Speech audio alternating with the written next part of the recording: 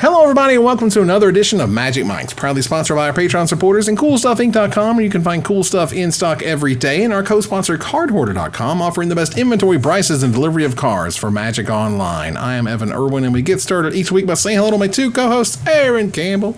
Now with thumb holes.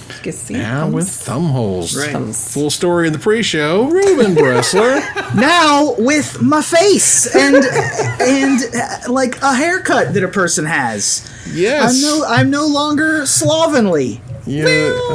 Not Well, groomless. I'm comparatively speaking, I'm no longer slovenly. Right. Well, I no longer look like I've been a hermit living in a cave for 5 months. I do because want to I've been a card you, hermit living in a cave for 5 months. What was that? I want to card you so bad. I do have this baby face. He's got the face of the baby. Yes, he does. Well, we kick it off with our first pick and giveaway. A $50 gift certificate to CoolStuffInc.com is up for grabs. ! Raffle in the chat.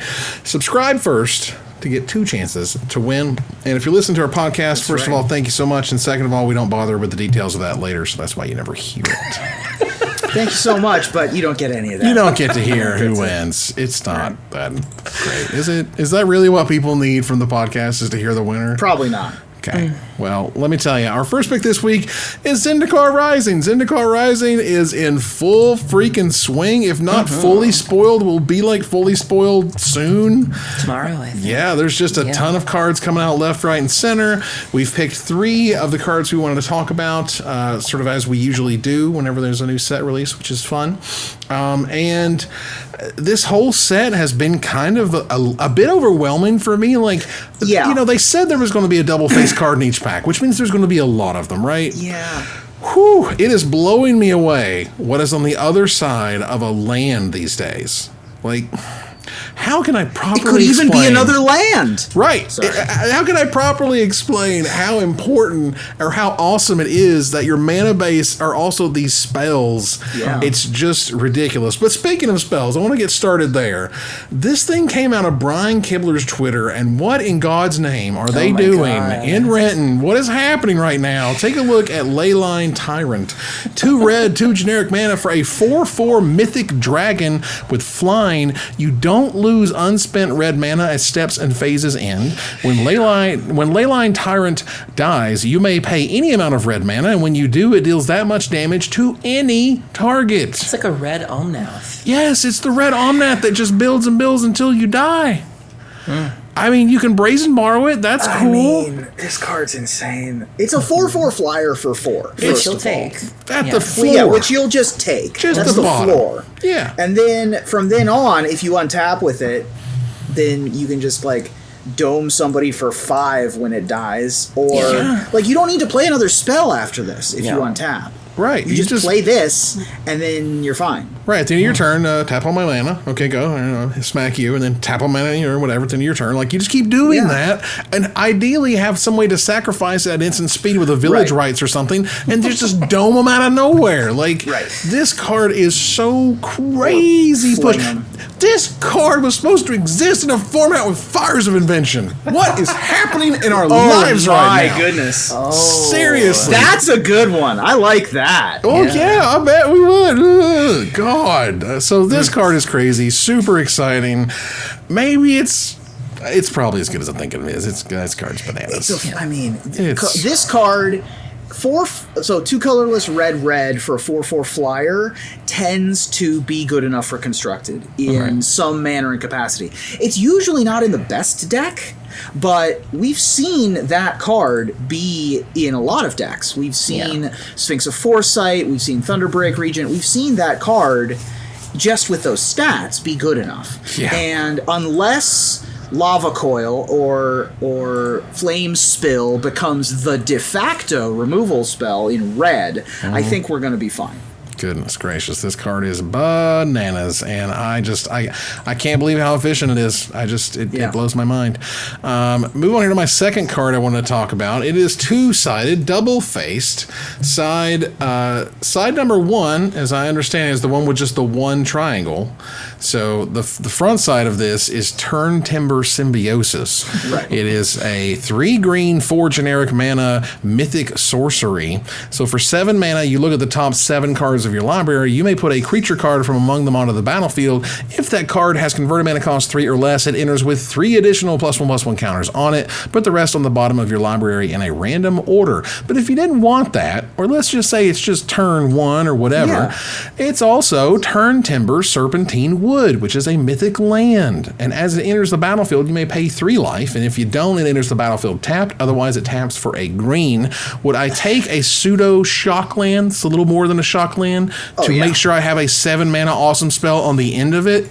Yeah. Good heavens. Good heavens, yes. Now, this is part of an entire cycle. I think every single one costs 7? I think so, yeah. They're pretty expensive. Or the red one is an X The red one's the X maybe. spell, yeah. But they all do something ridiculous and expensive, and this one is no different. This is the green one, which gives you a See the Unwritten. For 7. And that's absurd. That's a crazy thing, and it's a better See the Unwritten because if you only hit a Llanowar elf, it still gets counters. Like, you have to imagine, or I can't imagine a world moving forward where you're playing a green deck, and unless it is 100% super aggro based, it does not have this card in it. It's just a better than forest at that point. Like, why not? What are you losing if you're not super hyper aggressive? Like, it's everything you want it to be. And since it's not on Erin's list, I really wanted to point out Agadim's Awakening, which is the black one. Which is return from your graveyard to the battlefield any number of target creature cards that have different converted mana costs X or less, which can get very silly very fast, I would feel. And that one's how much the mana cost on that one? X black. So it is a lot, but... It's a lot. Yeah, I mean, I liked it at first, and then when I thought about it, I was like, okay, so you have to... There's a lot of hoops to jump through, where it's kind of like Gruesome Menagerie, where it's like, so let's say you pay 4, so it's like you can return any number that have different mana costs. You get a 1, a 2, a 3, and a 4. So you get 4... And a 0. Right, and so like it's cute. You know, I wouldn't kick it out of my bed for eating Cheetos, so to speak, but it's a lot of work. Yeah, so the last card I wanted to talk about here has basically kind of already caught on, as it were. Like, this card's almost $20 already. Yeah. I definitely expect this card to be a $50 all-star. This is going to be one of those cards, just like Doubling Season, that they pull out for the master sets. Mark my words. Let me tell you, Lithoform Engine is bananas. It is 4 generic mana for a mythic legendary artifact with 3 abilities. 2 generic mana, tap, copy target activated or triggered ability you control. You may choose new targets for the copy. 3 generic mana, tap, copy target instant or sorcery spell you control. You may choose new targets for the copy. Or 4 generic mana, tap, copy target permanent spell you control. The copy becomes a token. You can put this in every commander deck. Like, there's just no... Everyone. Yeah. Everyone. Who cares? This is insane. This card is just so good in that it also shows you that Wizards just don't care about fork. Who cares about fork spells? Copy your spell, copy that ability. No one cares. They've been trying to get people to care about fork effects for a while. For a long time. They're going to force feed them to you. But nobody gives a fork. Nobody well, we'll cares. see if people are willing to fork it over for this card. It's true. Let me tell you. They're going to have to. They're going to have to spoon feed you at this point to get you to play a fork effect, because if this thing doesn't see play in Commander, I don't know what will. All right, well, don't fork it up. Wow, this is one of those kind of cards that, you know, just slowly but surely, the chain veil's over $20 now.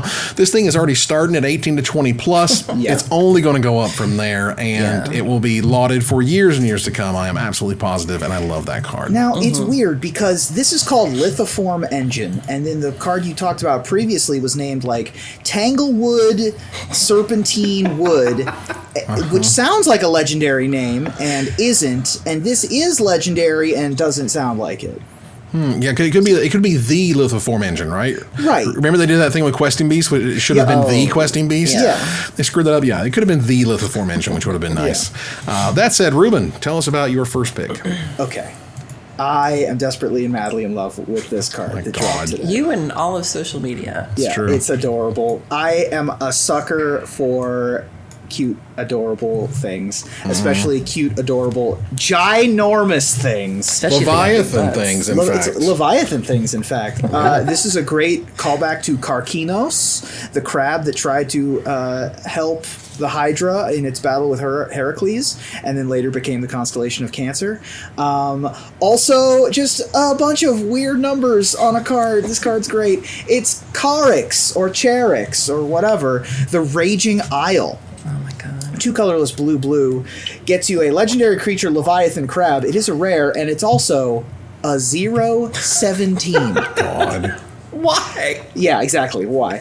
Spells your opponent's cast that target Charix, the Raging Isle, cost 2 more to cast, and pay 3 mana. Charix gets +X/-X until end of turn, where X is the number of islands you control. So, Yeah. what the heck is going on here? It's an 0/17 because they printed a 16/16. Okay. And they wanted to one-up themselves, right? They printed the Impeccable Beast or whatever, the one with Convoke from Ravnica, and they were like, well, it needs to be one bigger than that. Right. They haven't made a legendary crab before, so now they have. And it is also a Leviathan Crab, #top 10 finishers. True. It is also the regular art for it. It looks like there's a tiny crab, like up by its face. Like its face is its own tiny crab.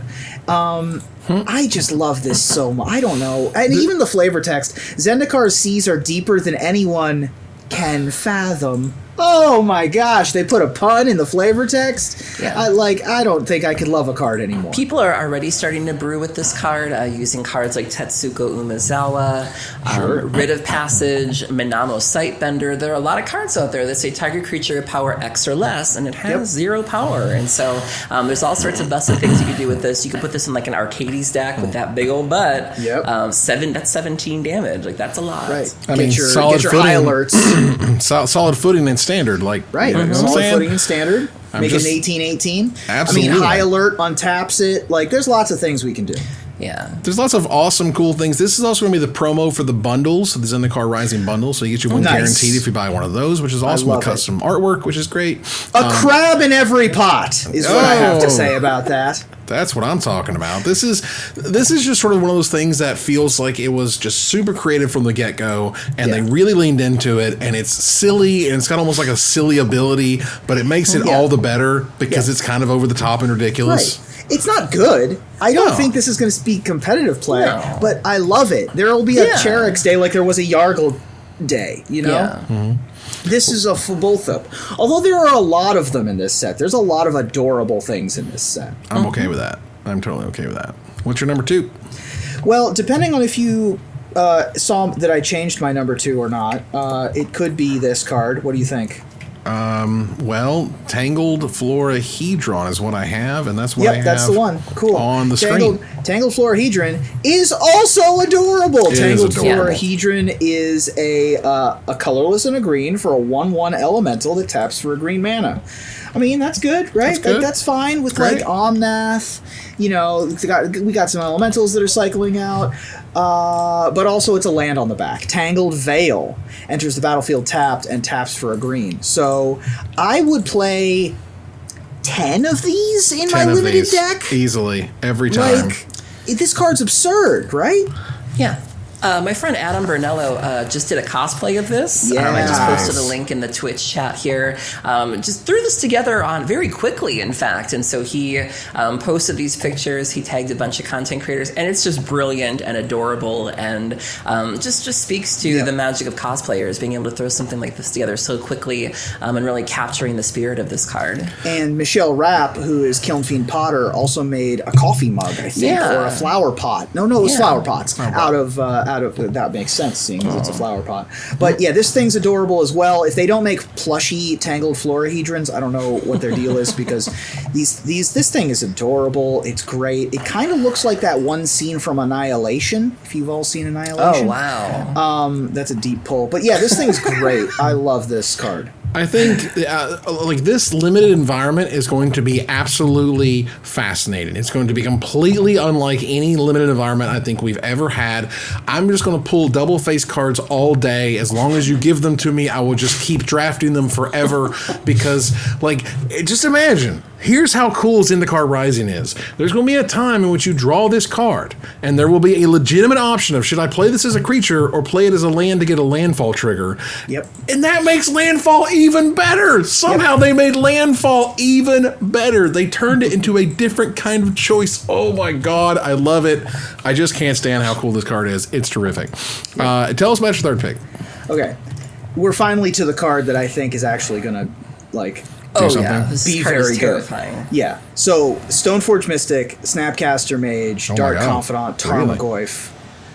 We've been waiting for the red one, and I think Magmatic Channeler might be it. Ooh. Colorless, I honestly think it is. Magmatic Channeler is a colorless and a red for a 1/3 human wizard, which means that it survives shock, it can stand in front of a 2/2, and can do stuff early. As long as there are 4 or more instant and or sorcery cards in your graveyard, Magmatic Channeler gets +3/+1. Jesus. Just forever. It's a 4/4. Off the top of your deck, it's a 4/4 for 2 mana. And tap and discard a card, exile the top 2 cards of your library, then choose one of them. You can play that card this turn. Lord. Every land you accidentally top deck now lets you look at the top 2. Look at the top 2 and choose one.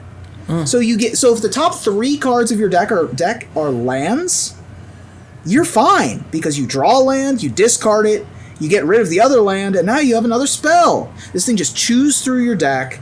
It is so. I mean, this card's insane. And imagine if one of those lands were a spell, right? I mean, that too. As a double face card, so then you have that as well, which is incredible. I didn't really think about this card much at all. This card seems really freaking great now that you mentioned all of its upsides. There's awesome. been talk of, I know Legacy players are really excited about this. There's been some talk about, we have Dreadhorde Arcanist in Legacy. Some people love Young Pyromancer. This could be good enough for those older formats where, I as I've said before, I think a card is strong or it's broken when you don't have to try to make it work. And so you can just play Magic and just by playing, playing any sort of Izzet deck, you're going to have counter spells, you're going to have brainstorms, you're going to have, Serum Visions, whatever it might be. It's not going to take much to get this thing going. Yeah, the idea that's sort of the what I would describe as the Tarmogoyf factor. And it was definitely a factor we didn't understand back when Future Sight came out because we were like, well, every card that was kind of good, either it was like stupidly smack you upside the head good, or, it's something we had to find out. And one of those things was, well, it turns out just playing Magic can make cards awesome. Yeah. That's all they need to be. This card doesn't depend on anything. This card doesn't need you to play a million spells like Young Pyromancer. It doesn't need anything in your graveyard like Dreadhorde Arcanist. This card can live on its own as a 1/3. You can just play Magic, and if you have a deck that's a mixture of lands, spells, and creatures, this is just good beginning, middle, end. It's just good every time. That's amazing. Erin, what's your first pick? So the first card I'm really excited about, I actually have a couple artifacts on my list, which might surprise some people because you don't normally think of me in artifacts. But the first card I chose is so good that Darksteel Ingot is basically irrelevant at this point. I chose Skyclave Relic. So Skyclave Relic is 3 colorless. It's an artifact with Indestructible and kicker of 3 colorless. And it says when it enters the battlefield, if it was kicked, create 2 tapped tokens that are copies of Skyclave Relic, and you can tap Skyclave Relic to add 1 mana of any color. So it's almost like if Darksteel Ingot and Everflowing Chalice had a baby. On turn 3, it's great. It's indestructible. It's fixing. It's whatever color you want. And then in the late game, you can kick this, and then you have more copies of this, which means more mana, more artifacts. You can tap those artifacts for something like Improvise or whatever. This card is just surprisingly good and just kind of came out of nowhere. I mean, I appreciate any time when Wizards essentially says, we're okay making tokens of permanence. That was a thing that they held back on, I think, for a very long time. It's like, it's fine. You can make tokens of whatever. Let's just go for it. And now we've seen that occasionally with things like Imperial Mask, but that was Future Sight, so it doesn't really count. Right. But now they're more open to it. They're more open to making tokens of things. This can be populated. This can be Evan's best +1/+1 counters card of all time, doubling season. You get more tokens when you kick this. That's this thing's really cool. Yeah, absolutely. What's your second pick here? My second pick is also an artifact. They promised us no Eldrazi in this set, and I think this card is the closest we get, because it doesn't really... I don't even think the word Eldrazi is featured anywhere, is it? Like, they tried really hard to, like, scrub this, but this card exists, the silhouette exists, and this card makes me really nervous. My second pick is Forsaken Monument, which is a legendary artifact for 5 colorless. Colorless creatures you control get +2/+2.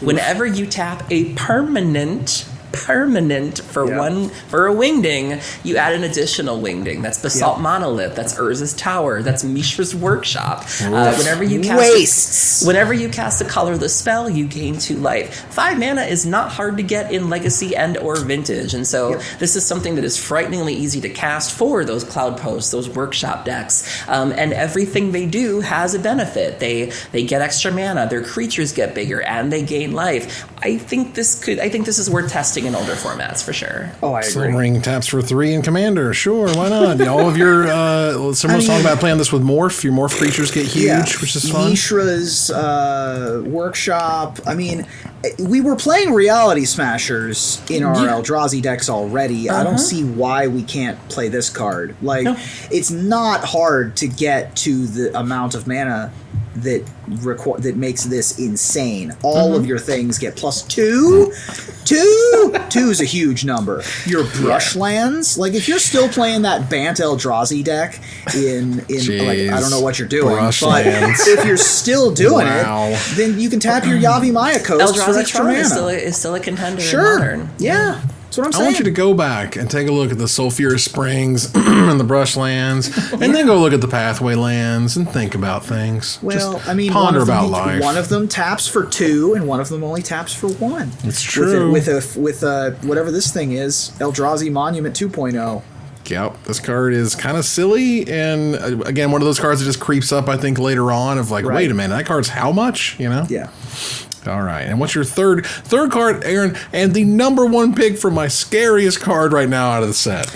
Really? Okay, well, it wouldn't be me if I didn't talk about some Graveyard shenanigans or some Golgari shenanigans, and so I'm really excited to see this card. This is the first time I've ever cared about a Nissa in quite a while. My third pick is Nissa of Shadowed Boughs. Boughs, right? Yep. Boughs, whichever. Yeah, Boughs, 2 black and a green for a legendary Planeswalker Nissa. She's Golgari now, so she's gone through quite an evolution from mono green to Simic to this. She has landfall. Whenever a land enters the battlefield under your control, put a loyalty counter on Nissa. You can +1 untap target land you control. You may have it become a 3/3 elemental with haste and menace. It's still a land, not bad. Yeah. And you can -5, and you may put a creature card with converted mana cost less than or equal to the number of lands you control onto the battlefield from your hand or graveyard with 2 +1/+1 counters on it. So I'm living for this. I love Nissa's evolution. I'm interested to see what they do with the character. There's obviously some tension between her and Nahiri, both kind of having to, deal with things they've done. As Nahiri mentions in the first story, Nissa isn't perfect either, and so I'm really looking forward to her tapping into that. She was really problematic before. This is a character I wasn't always excited about, but I'm really anxious to see where they take her with this story. This card is bonkers. What are they thinking? Lord Almighty, this card is insane. But I don't think it's bonkers like Nissa Who Shakes the World. Like, to me, that's a card that like beats you over the head with how good it is. This is good, but it's a little bit more subtle. At least if you destroy the Nissa, it doesn't leave the 3/3s around. But it still just makes a 3/3 that kills you that can't be wrathed every turn, and menace, so it's tough to block.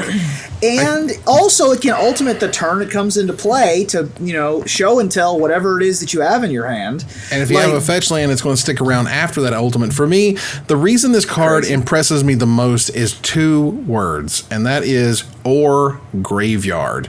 It's one thing to put cards from your hand into play, whatever, but to get them from the graveyard or your hand means it doesn't matter where they're at. It just doesn't matter. Like playing the Uro, grabbing the Uro from the thing, getting all that value over and over again to be able to play more lands because it's got out landfall to put more loyalty counters on it. Oh my god. This is going to be my award for, it does that too for the rest of the set. Like every time I play against Nissa, I'm going to be like, the land has haste. Yeah. It also has menace. It gets more for if you have a fetch land or a fabled passage. It's graveyard. It gets 2+1/+1 counters. Like, I'm going to be so sick of this card. God, it puts counters on it? Oh my god.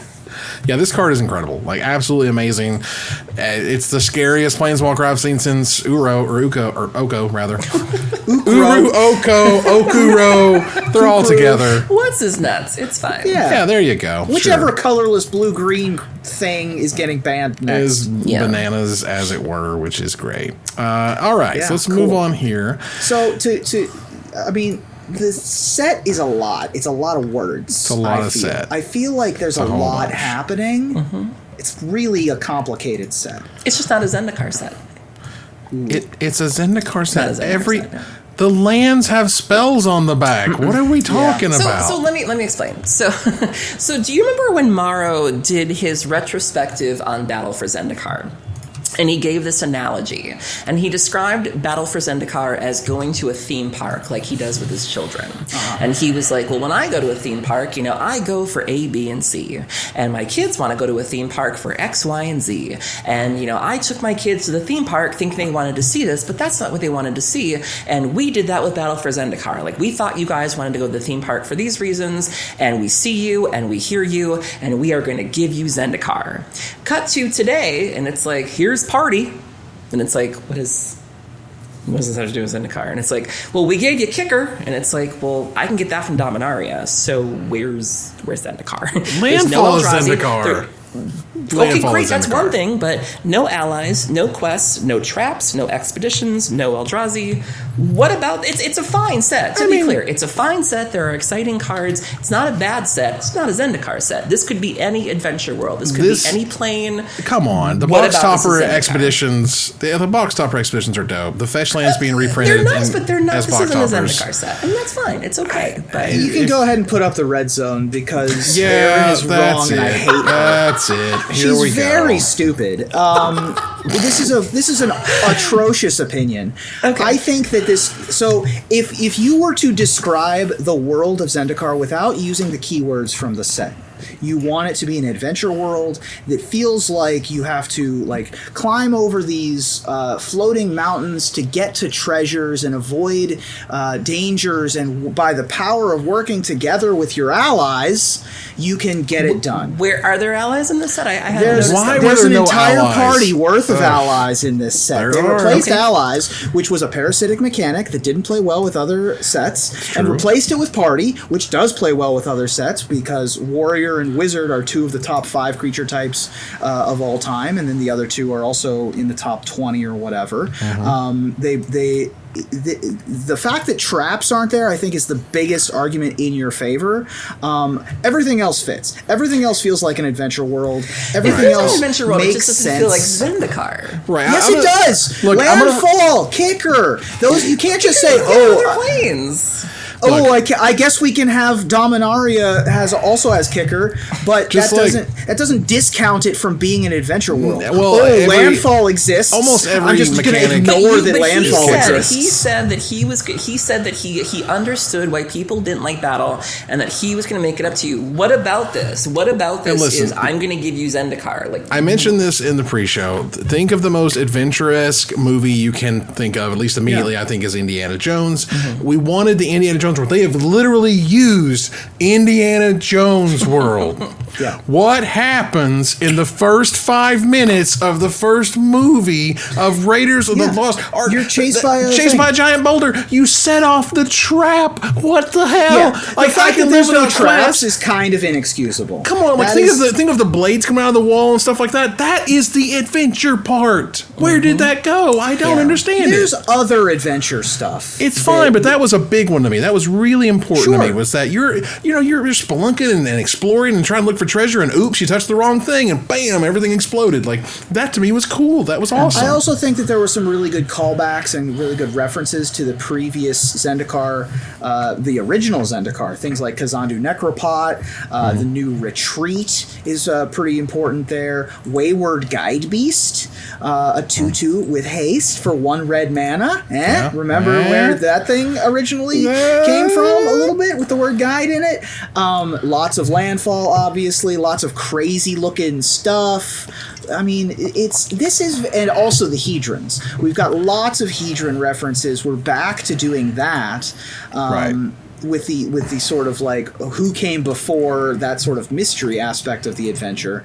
I just don't get you sometimes. Right. I mean, we're talking about Emiria all over the place, Luminarch and stuff, like things that we've talked about a lot. Just like the worst sometimes. Think about crapping on Kicker. Think about crapping on one of the best, most awesome mechanics ever to show up. It's a good mechanic. It's just not unique to Zendikar. Like, I don't think of it. I don't think of that in word association. I don't think of Kicker and Zendikar. I just don't.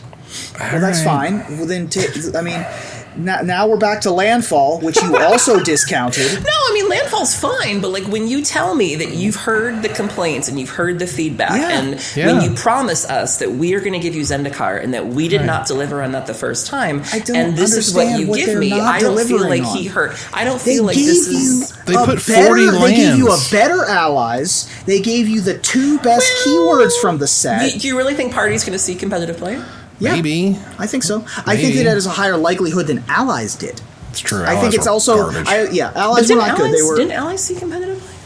Like, for a minute. Maybe a little bit in block. Yeah. Maybe. Okay. But that was about it, as I recall. They essentially gave us Changeling without giving us Changeling, which I really like. Yeah, which is very clever. And I think that it's... man. And they also gave us full art lands. Like, I do like the lands. The lands are beautiful. The lands are great. And you're just wrong. All right, well, we got to keep moving. I said, it's not a bad set. It's just... It's fine. It's fine. Moving back here to normal gathering the townsfolk. Much love. We just got to check in after. So stupid sometimes. It's all right. Look, someone mentioned in Blogatog to Mark Rosewater, has the definition of strictly better changed? Because under the definition from his Makey Magic article on March 31st in 2003, heyo, the pathway lands are strictly better. But you have said it was decided that they just skirted close to, but were not quite strictly better. Since that article, he says, we've greatly decreased cards that punish a specific basic land type while making plenty of ones that reward it. Enough so that we thought not having a basic land type was enough of a drawback. That said, this is an experiment. We're trying something new. If it doesn't work, we won't do it again. So, okay. I'm happy to push the envelope. Like, let's go. Just keep going. I think that this is less egregious. These lands, the pathway lands, are less egregious than snow-covered lands. I think that the snow-covered basics were very clearly better than regular basics. Oh yeah. And I agree with his assessment that, there are enough things that punish non-basics. There are enough things that reward you for having basics of certain types. My crab friend included among them. That I think that the argument, it's tipped enough to give us something like this. I think that these are incredibly clever. I think that these are super interesting, and I also agree that they wouldn't have been printed 5 years ago under that previous claim. Yeah. I have to mention this because I do think it's important. The major production delay is going to happen to Zendikar Rising, where a whole bunch of the product is not going to be there on launch date, but will be there a couple weeks after, and it feels a lot like Jumpstart in that it's probably going to be difficult to find. Some online outlets have stopped taking pre-orders for sealed product because if you don't got it, you're just going to make people upset. So might as well plan for the worst. Yeah, that's awkward. That's not great. Uncomfortable. All right, so that's fun. Wizards also talked more about the list and put up 3 videos with like with like 300, that was an odd choice of formats. Like, that was a weird way. A very strange choice. It was like this. It was this cards went by super fast. I don't love it. Well, for those who don't know, the list is a 25% chance to get one of these 300 cards in the back of a set booster, the new booster that costs about $1 more, but gives you a guaranteed foil and the opportunity to up to 4 you rares can get a calming in the back. listen work. You certainly could. But on the other end of this, I'm having fun playing the pause play button. Sure. Let's see here. There was the list themselves are super cool. For example, Training Grounds finally reprinted. That card's almost $50. Mog Catcher, the first reprint for that one, which goes and finds goblins. That's Nemesis? Yeah. Wow. The first reprint for Awakening from Stronghold is in there. The first reprint of Ixidor is also in there. Reality Shaper, which is really cool. So, and I believe fantastic. These are giving me really ridiculous. You know when you smell cookies and you suddenly get like a memory from when you were 8? It's like, or you go outside and it smells exactly like a specific kind of campfire, and you're just like, oh, I'm suddenly transported. Like that's what happened to my brain when you were like awakening from Stronghold, and I'm suddenly back in the soldiery in Columbus, Ohio. Right, the first reprint of Food Chain, for example, it has a bunch of money behind it. We talked about last week, but here's something weird. They have reprinted on this list, Elvish Archdruid, both in the dual deck form and the M10 form. Was that really necessary? That seems like a mistake. Why would you use 2 spots on that? I have no idea. But, and again, the Chain Veil is on here. Thrumming Stone is on here. There's definitely money here, and there's definitely not money on here. So you have a 25% chance to get that Half-Shep Oasis. Yep, Half-Shep Oasis. And also Lashweed Lurker. Like, there's a bunch of misses, but stinkers, whatever. But there's also like some like weirdo like $4 to $5 cards like Workhorse. Like that card's just never been reprinted. It's like from Urza's Saga or something. Why not? It's silly, but I don't. Having 3 videos with very fast images that were trying to like what was that? What was going on there? That was really silly, but whatever. All right, here moving on.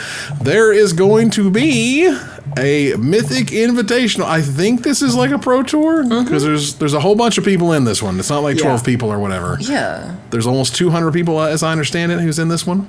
And over the next 3 to 4 days, I'm just beginning tomorrow, right? I mean, Thursday. Yep. They will start doing some stuff. Tomorrow at 9 a.m. The first time. Historic format Mythic Invitational is going to be starting, and my boys are the most popular deck.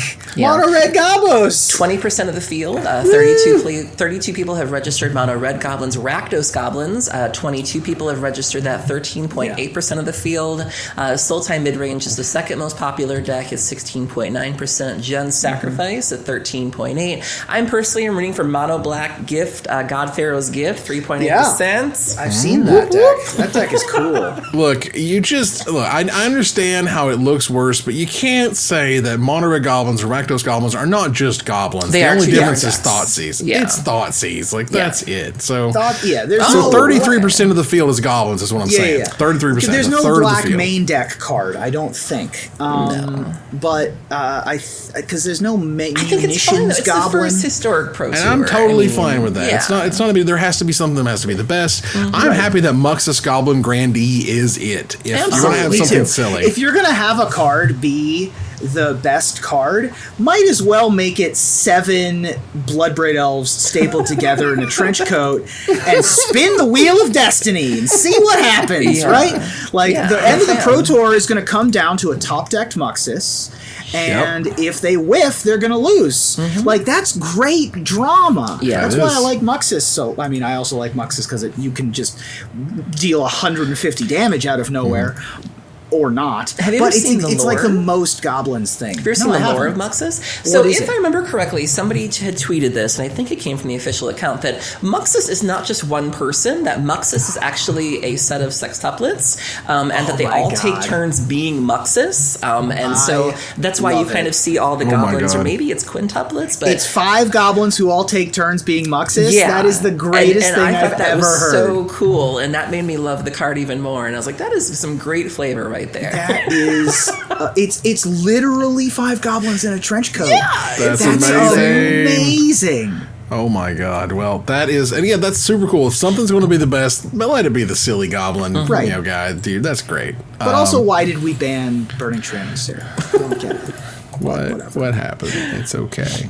All right, so there is a Tinkerer's Cube right now on Magic Arena. I've been drafting a lot of it. It's really neat. This is a phantom draft, so you don't get to keep the cards, but it's a really weird cube with a bunch of very interesting things. Like, for example, if you want to build the blue-red spells deck, it's there. And I mean, there is a serious blue-red spells deck. If you want to build the token deck, it's there. Like, for example, I built the +1/+1 counter deck, which is in there as well. It's like really cool stuff. It is very strange, this draft. It feels like somebody called it a cube.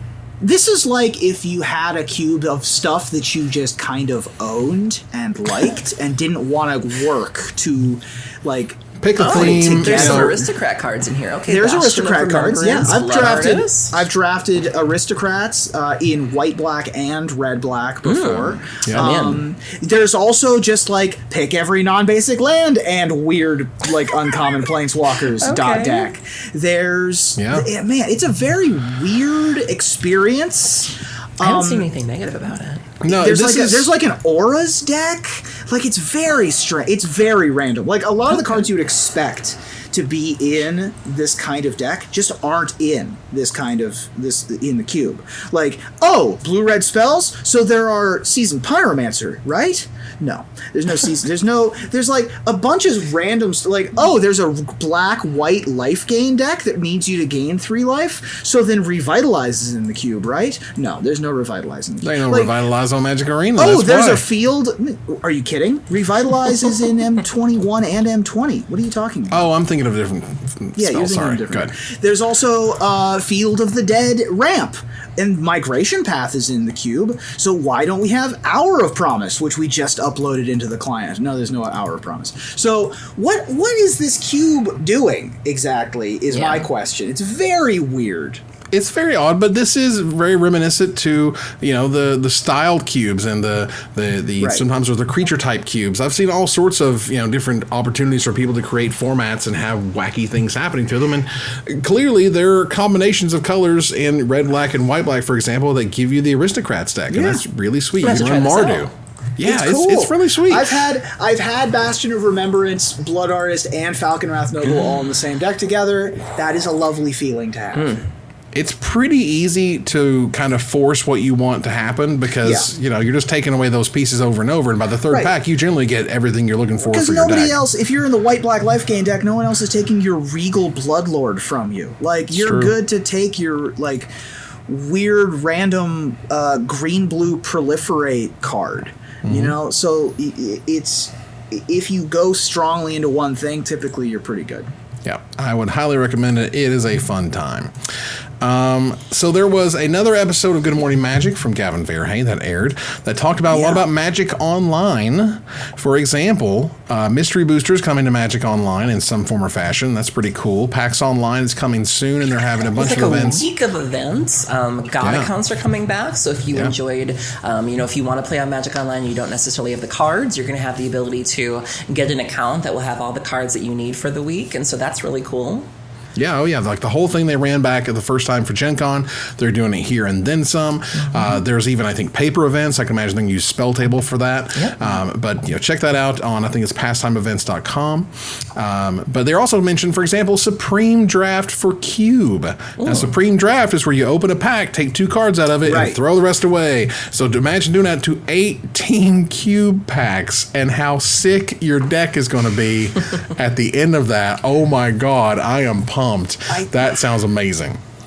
Supreme Draft just is so stupid. I need to go try it ASAP. I didn't know. I'm pumped to try it. Was it just me? Am I the only one that didn't like it? I mean, I haven't tried it. I haven't tried it yet, so it sounds ridiculous. I have to jump in and try it before they remove it. I also got to say that I want to support them doing this, and let's try the silly things, the new things, the different things. Let's go for it. Exactly. That's the big thing for me is it's not for me, but still they should try to, you know, show us new stuff. Yeah. Also, Commander Legends is coming to Magic Online. You're going to play in four-person pods for that, which I thought was kind of cool, right?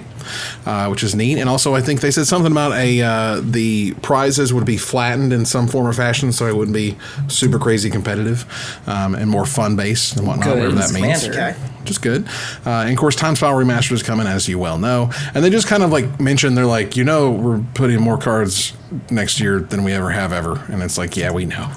There's just so many cards. So many cards now. I feel like one of these days we should have the conversation about, is Arena as good as it should be? Right? Like, did it screw the pooch on the hype? Did they do it right? Because we're still behind Hearthstone, right? Like, we had a minute there where it was like, ooh, we're the next big thing, and then we fell off the tier list. I think that can really be chalked up to what's going on around us still. Like, okay, that's fair. But we fell off the tier list, right? We're not the esport we thought we were gonna be. No. Well, there was definitely a part of the uniqueness of Magic. What made Magic really special was that paper element, I feel. True. And the fact that they could kind of blend it to where, like, yeah, you're seeing an esport, but not all the time. Yeah. And whenever they show you, and just imagine, go look at the trailer for the Mythic Invitational and see how many real life shots of people there are. It's a lot because we want to see people's reaction. Yeah. There's that je ne sais quoi about being able to play cards a certain way and see how they laid them on the table and see how they tapped and slammed people into the red zone. Like, that's a thing that people get excited to see, and that's part of the game. Really, is part of that mental gymnastics you're doing. But even if it's just computer to computer, having someone jump up and down when they win versus, like, I hope they have a webcam for all these people, maybe. Right. Exactly. That's a totally different experience. When we finally get mobile, when we can finally play it on our iPads and our phones, that's going to be the real test to see if we're Hearthstone or we're just not. And look, I will give to the Arena team. I will absolutely get pied, and I will cut that out so they can have that for their own, and they can prove me wrong, because Lord knows I threw down the gauntlet, and I said there's no way by the end of this year we're going to have Magic Arena. And maybe we are. We'll see. Yep. All right. Fair enough. So Magic Online is getting pretty sweet. And they also note that last year they got rid of the you had to pay to play type thing. You don't have to buy an account anymore, so you can play for free, which is great too. Yeah. Let's see here. If we had to tell you, there's still not going to be in-store play for a while. Wizards updated their WPN bit and was like, a lot like a ban and restricted announcement where they were like, as of this date, the in-store suspension will remain in place. The next update will come on October 14th. Or it was like, okay, no bans. Cool. All right, got it. No news to report. I mean, the Sturgis Motorcycle Festival in South Dakota, where a bunch of motorcycle people went, is like caused a lot of spread of the thing that we don't talk about on the show. Yeah. Because people didn't do their social distancing. Like, we're not going back into stores anytime soon. We're not going back to concerts anytime soon. We are here for a minute. Fair enough. So let's keep on moving here. Congratulations to the professor of Tolarian Community College for their 7th year anniversary. That's awesome. Trust me, I know as someone trying to keep at it after all these years, it's crazy and tough. I mean, it's easy to start creating content. It's a lot harder to keep it going. And so 7 years in any format, whether it be written or podcast or video, that's worthy of some respect. And, and he's consistently, upping his game, changing his game. One of the things I like about the professor is he brings a lot of people up with him. In particular, he's done a really great job of giving a platform to Black creators. Over the last couple of weeks, he's really put his money where his mouth is in that regard. And so, you just got to love him for how hard he works and how good of a job he does at bringing people up with him. Yeah, absolutely. So I've known the professor for a long, long time. And as we know, being stuck together here for 5+ years, we put up with each other's crap because that's what we do here. Sometimes we throw it in the red zone. It's not a big deal. I mean, sometimes we just throw it. But we save that for the pre-show. I was just going to say.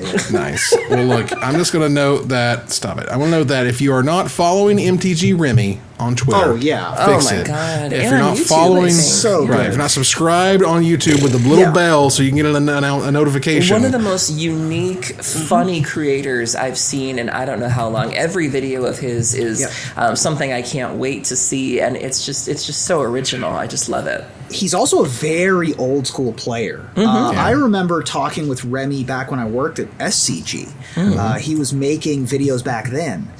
He made a Two Explorers reference in one of his music videos 7 years ago. Yeah. Like, he's been doing this a while. Now, he took a break from Magic to like do regular, stuff, but he's decided that, in this age of Tic Tacs and Insta follows, that he's going to get back into trying to get that Magic the Gathering clout, which is perfect because we need that kind of content.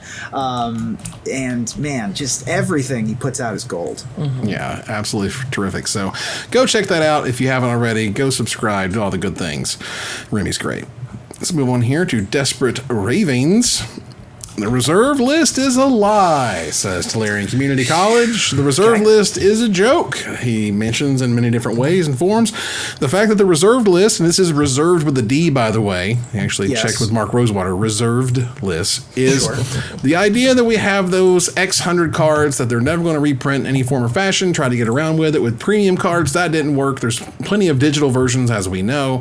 But the crux of the argument is there's been no lawsuits, despite the fact that they've changed it quite a bit. They removed all the commons and uncommons off of it. We only have the ability to reprint Soul Rings and Demonic Tutors because they did that. Right. So at which point can we just keep changing it to the point where it just doesn't exist? Or they do things like they take certain parts off of it on a certain schedule. Like once a year they removed something from the reserve list, and that becomes a big deal. Scroll Rack is on the list and was once on... correct me if I'm wrong, but was once on the reserved list, right? Maybe, I'm not sure. I don't think so, because it was like always a rare. But that's fair. I believe so. But yeah, it does seem arbitrary. It does seem weird, and the magical.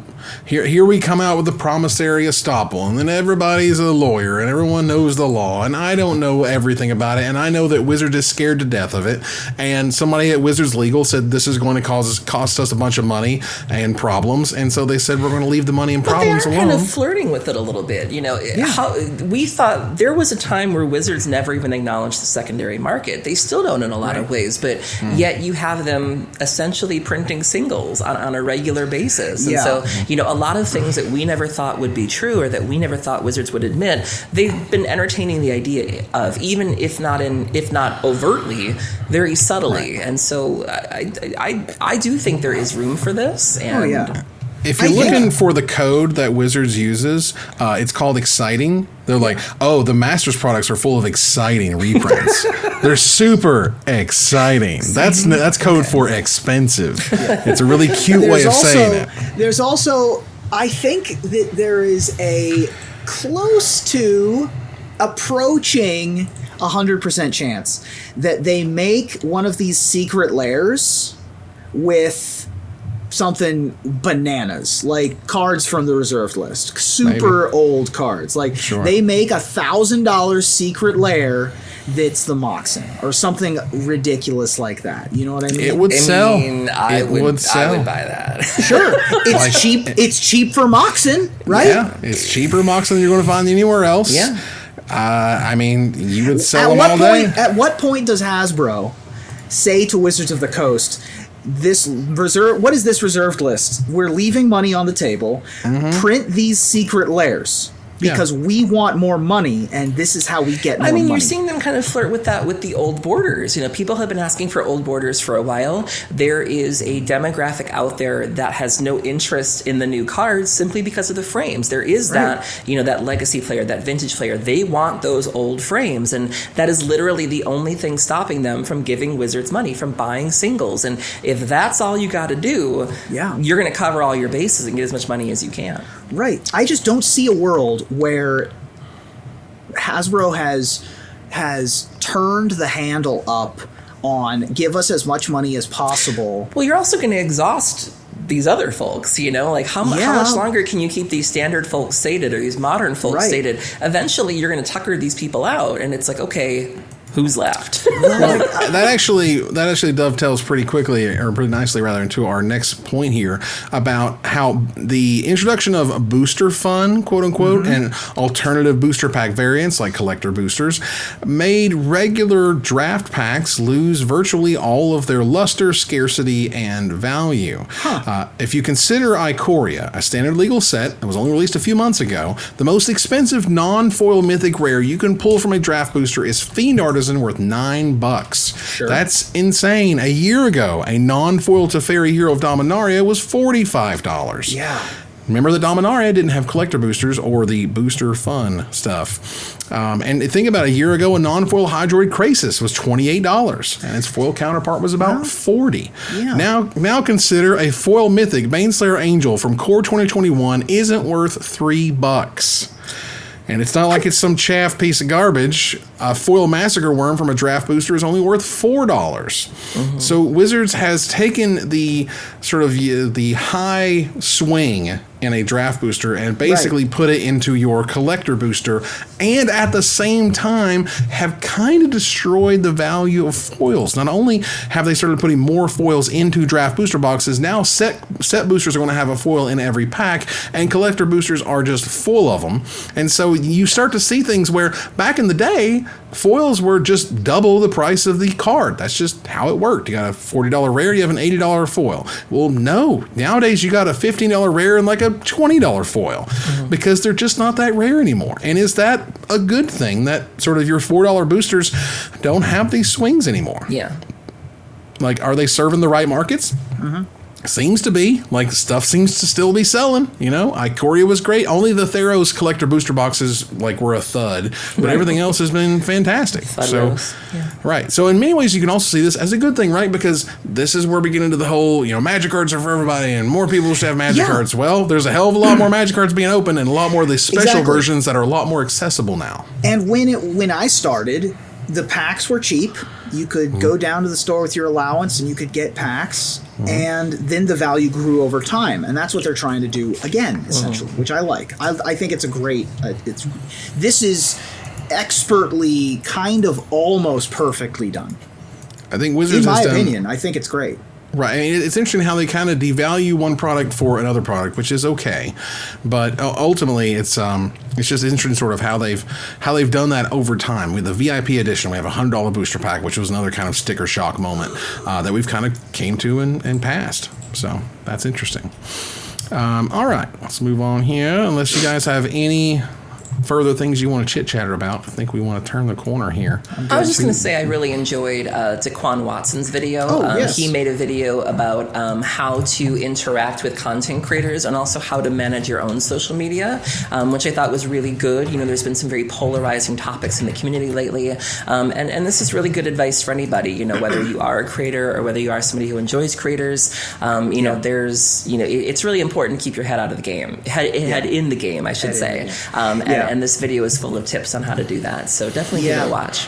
I'm an extremely anxious, nervous person. I am constantly, YouTube, I love you, but I am constantly terrified to go to the comment sections on Facebook, on Reddit, on YouTube.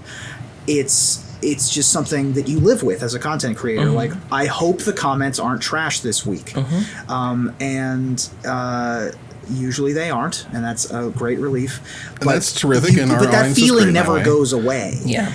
No. Being a content creator is a lot like that episode of Buffy called Earshot. For those who don't know, so there's an episode of Buffy the Vampire Slayer where she gets this blood of a demon on her skin, and she discovers that she can hear people's thoughts. And it starts out really cool. Like, she starts to hear them one at a time, and she's like, okay, this is really cool. And then eventually it starts to pick up steam, and she realizes she can't turn it off. And before she knows it, she's being bombarded with people's thoughts and opinions. That's what it's like when you're a content creator. Like, when you first start out and nobody knows who you are, you can deal with, like, a tweet, a comment, good or bad. You can really digest it and process it. But once you start to take off, you're getting likes and retweets and thumbs up and thumbs down and Google alerts. And I don't think anybody's built to process that naturally. Like that's something you really have to adapt to. And so it is important to, mute certain keywords or even cultivate a block list or, if not go in the comments if you are feeling that feeling in your stomach or, just knowing what you can handle and really knowing, what situations to get and what not to. And because if you don't, you'll just go mad. And so it is really important to establish those boundaries. If you're not a creator and you enjoy people who are, it is important to respect those boundaries. And so it's just a really good watch. And, Daquan's been doing good work for a while. So yeah, really excellent video.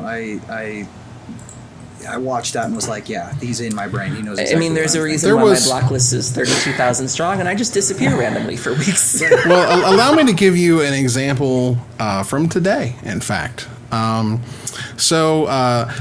saw Erin's tweet about Bloodghast at Home from the new card that you can play from your graveyard or whatever from Landfall. Right. And I blatantly ripped it off. I was just being silly, and I was like, here comes Wayward Guide Beast, and we have Goblin Guide at Home. Right. And somebody, I think, had already even made that meme and put it on Reddit or something. I just did the text version. And I was like, this is silly. We have Goblin Guide at Home. I attached the picture, and I said, go.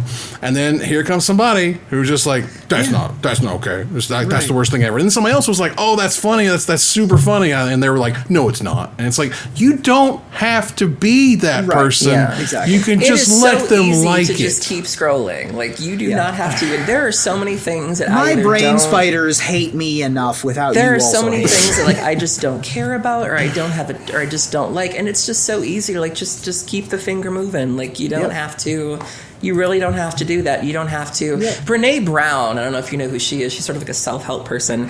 She posted something the other day that I really loved. And she was like, people love to tell her that they're like unfollowing her. And she's like, this is a lot like driving down the road next to somebody and you like yelling out the window that you're not following me anymore. She's like, I'm already moving down the road. Like, that's weird. And I don't even see you. Like, it's not an airport. You don't have to announce your departure. Exactly. Yeah. There's the last thing I wanted to mention real quick was that the Loading Ready Run pre-release is coming on Monday with Megan and Maria from Good Luck High Five. Magic the Gathering played at a respectful and medically recommended physical distance. I will post the list or the link in the chat. All right, let's turn the corner here to the finisher. Sad news for people who like watching their favorite internet personalities attempt to sing the hits. Twitch Sings is soon to be going the way of the dodo. Quote, we made the difficult decision to close Twitch Sings on January 1st, 2021 to invest in broader tools and music services on Twitch. And in celebration of MTG Remy's recent amazing Sound of Silence before the final swan song, give us a taste of your dulcet tones singing the greatest Zendikar themed hits. Reuben? I took my love, I took it down, climbed the mountain and turned around, and I saw my reflection in a snow-covered land, but the landfall will bring us down. Ooh, the landfall. Erin? All right, let's see if I can do this. I said certified leaks. Zen days this week. Well-assigned promos make your standard game week. We got some cores in this house. Woo! Well, I'm never going to play face up. I'm never going to play face down. Never going to flip it around and reverse you. Never going to make you scry. Never going to get the bar. Never going to take a pie and bolt you. That's right. You just got hick rolled. Oh. I'm sorry, Carrie. He made me do that. And that ends another live episode of Magic Mics. Thanks for joining us here to discuss all things Magic. Thank you, Erin. Thank you for having me. Thank you, Reuben. So here's what happened there. I wrote the finisher joke an hour and a half ago. Yeah. Mm-hmm. And I rickrolled Carrie by proxy 90 minutes later. That's amazing. That is some powerful troll energy that I have. That I have powerful the ability troll to do that. Awesome. Well, thank you, Erin. Thank you for having me. Thank you, Reuben. Thank you. Moving here to our final slide. I want to thank our sponsor, CoolStuffInc.com, our co-sponsor, CardHoarder.com, my co-hosts, Aaron Campbell and Reuben Bressler, you guys for watching and listening, and hope you support us at Patreon.com/MagicMikes. Please follow, like, tweet, favorite, share, subscribe to everything social that tells people we exist. Catch us online on our Discord, Twitch.tv at Magic Mikes, on Twitter at Magic Mikes Cast, our Magic Mikes subreddit, and like the Magic Mikes page on Facebook. Talk to us privately at MagicMikesPodcast@gmail.com. Follow the audio-only podcast at MagicMikesPodcast.libsyn.com, or find us on iTunes or join us here next week. Same time, same place for another episode of Magic Mikes. Good night, everybody.